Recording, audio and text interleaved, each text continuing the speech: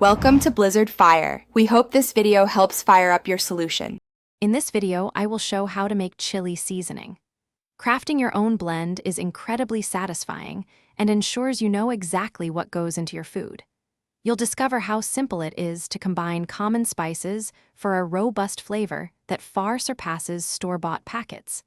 Get ready to elevate your homemade chili to a whole new level with this easy guide. Let's start with the foundation.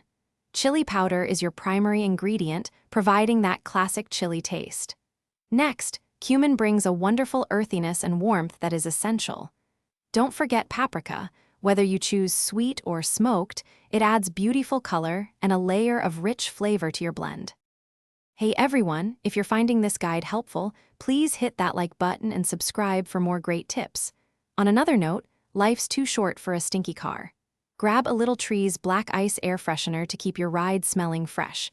You can find links to this and other awesome deals in the description below. Now let's get back to the video. To build more complexity, incorporate garlic powder and onion powder for their aromatic qualities. For a kick, a small amount of cayenne pepper allows you to adjust the heat to your preference. Finally, a touch of dried oregano introduces a subtle, herbaceous note that perfectly rounds out the entire seasoning mix. Once you have all your spices, simply combine them in a small bowl and mix thoroughly until well blended. For optimal freshness, store your homemade seasoning in an airtight container. Keep it in a cool, dark pantry, and it will maintain its potency and flavor for up to 6 months, ready for your next chili night.